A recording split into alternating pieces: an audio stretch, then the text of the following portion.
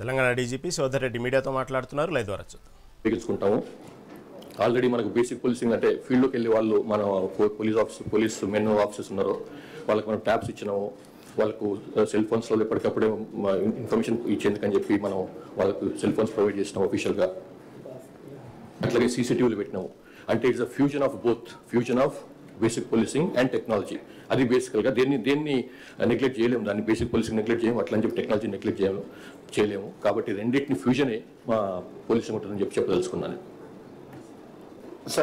Sir మీరు intelligence గా ఉన్నప్పుడు సునీల్ సార్ టెంటింగ్ మీరు ఇంటెలిజెన్స్ గా ఉన్నప్పుడే మిమ్మల్ని రక్త పిశాచి అన్నారు మావోయిస్టులు గతంలో. ఇప్పుడు మావోయిస్టుల తీరుపై మీ డీజీపీ మార్క్ ఎలా ఉండబోతుంది? అది వాళ్ళు అన్ని రోజులు నాకే తెలియదు, కానీ మీరు మాత్రం అంటున్నారు. సార్ ఒకటి సార్ దేని గురించి అంటారు? డీజీ మన మావోయిస్ట్ మొత్తం అంతమైనట్టే ఎట్లా? ఇప్పుడు ఆల్రెడీ మొన్న కూడా నేను మేబీ ఎవరు టీవీలో మాట్లాడినప్పుడు చెప్పినాను, నేను వాళ్ళ యొక్క పాలిట్ బ్యూరో మెంబర్గా పనిచేసినటువంటి మల్లోజిల్ వేణుగోపాల్ ఎలియాస్ సోను ఆ మధ్యకాలం లాస్ట్ మంత్ అంటే August 15th నాడు ఆయన ఒక స్టేట్మెంట్ విడుదల చేసిండు, oral statement as well has written statement. ఏమనంటే మేము సిద్ధంగా ఉన్నాము బయటికి రావడానికి, కొన్నాళ్ళ పాటు మేము పూర్తిగా యుద్ధాన్ని ఆపదలుచుకున్నాము. ఇది మా జనరల్ సెక్రటరీ ఉన్నప్పుడు బసవరాజ్ జనరల్ సెక్రటరీ చనిపోకముందే ఈ నిర్ణయం తీసుకున్నాం మేము. చైనా అండ్ రష్యాలో ఏదైతే ప్రజా పోరాట పంథాను వాళ్ళు అవలంబించినారో అది ఇక్కడ సక్సెస్ కాలేదు. ఇక్కడ ఉన్నటువంటి గ్రౌండ్ రియాలిటీ వేరు, అక్కడ ఉన్నటువంటి గ్రౌండ్ సిచ్యువేషన్ వేరు. గుడ్డిగా మనం వాళ్ళని అవలంబించినాము, అన్వయించుకునే ప్రయత్నం చేసినాము తెలంగాణ భారతదేశపు పరిస్థితులకు. కాబట్టి అది ఇంకా ఫెయిల్ అయింది మన దగ్గర. కాబట్టి మనం ఫీల్డ్ని మర్చిపోయి, ఫీల్డ్ సిచ్యువేషన్ మర్చిపోయి ఏదో గుడ్డిగా ముందుకెళ్ళిపోయినామో తప్పు. కాబట్టి అని ఆయన్నే పోలిట్ బ్యూరో మెంబర్గా ఉన్నటువంటి ఆయన్నే ఇటువంటి మాట అన్నప్పుడు ఇక ఐడియాలజీ, ఆ సిద్ధాంతం ఏదైతే ఉందో అది ఫెయిల్ అయినట్టే అని అనుకుంటున్నాం మేము. కాబట్టి మేము మళ్ళొకసారి ఓపెన్గా పోలీస్ డిపార్ట్మెంట్ తరఫు నుంచి వాళ్ళకు ఒక విన్నపం చేస్తున్నాము, బయటికి రాండి, జనజీవన స్రవంతులను కలిసిపోండి. మీ మీద ఇట్లాంటి కేసుల విషయంలో కానీ ఇట్లాంటి విషయంలో మేము చాలా సింపథెటిక్గా ఉంటాము, సానుభూతితో వ్యవహరిస్తాము. పోలీసుల నుంచి సోకాల్డ్ ఏదైతే మీరు భయపడుతుంటారో ఇది వేధిస్తారు అని చెప్పి అట్లాంటి వేధింపులు ఏమి ఉండవు. మీరు ఏమాత్రం సంశయం లేకుండా నిర్భయంగా బయటకు వచ్చి లొంగిపోండి. బయటకు వచ్చి ప్రభుత్వం ముందర మీ ఆత్మసమర్పణ చేయండి. మీ ఎంబడి ఉంటాం మేము. తర్వాత మేము లాస్ట్ 4-5 months నుంచి 6 months నుంచి చేస్తున్నటువంటి ప్రయత్నాల వల్లనే చాలామంది బయటకు వచ్చినారు పార్టీ నుంచి, ఇంక్లూడింగ్ ఒక సెంట్రల్ కమిటీ మెంబర్ అయినటువంటి సుజాతక్క కూడా బయటకు వచ్చేసి ఆమె ప్రభుత్వం ముందర ఆత్మసమర్పణ చేసుకున్నారు. వారు హాయిగా వాళ్ళకి ట్రీట్మెంట్ కూడా పొందుతుంది ఆమె.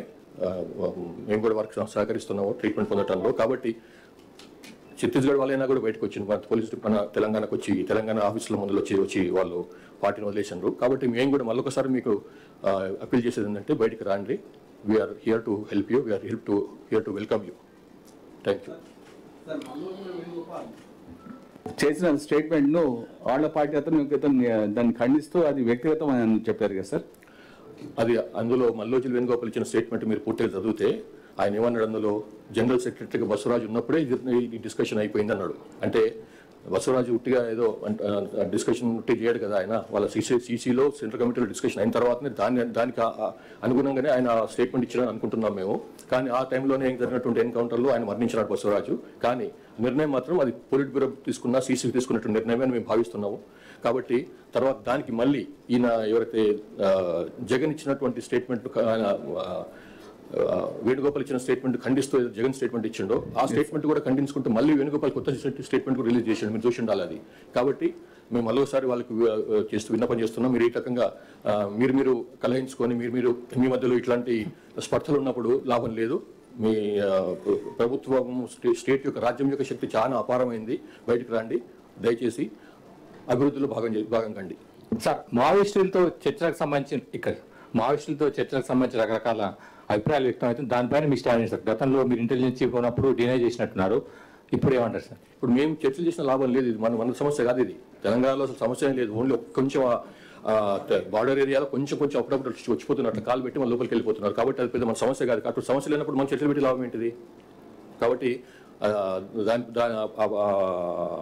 సమస్యలు లేనప్పుడు వాళ్ళతో మాట్లాడాల్సింది ఇది కాలేజ్ బయటకు రమ్మని కదా కాలిస్తుంది, అది కూడా చర్చలు చేసి కదా వాళ్ళతో మాట్లాడే వాళ్ళకి సంబంధించినటువంటి వాళ్ళతో మాట్లాడే మిమ్మల్ని బయటకు రమ్మని చెప్పి పిలుస్తున్నాం మేము. సో అది సంగతి. Sir Pramod Chaturvedi from ANI जी, आपको डीजीपी बनने पे बहुत सारी शुभकामनाएं। Thank you very much. हम ये जानना चाहेंगे कि क्या क्या चैलेंजेस हो गए, खास तौर से जब स्टेट लोकल बॉडी इलेक्शंस में जा रहा है, वैसे समय पे पॉलिटिकल एक्टिविटीज एजिटेशंस बहुत ज्यादा हो जाते हैं, तो उस पे आपकी ये चुनौती के साथ साथ और क्या क्या चुनौतियां होंगी? Thank you. ये चुनौती जो है इलेक्शंस के साथ साथ जो आप बता रहे हैं कि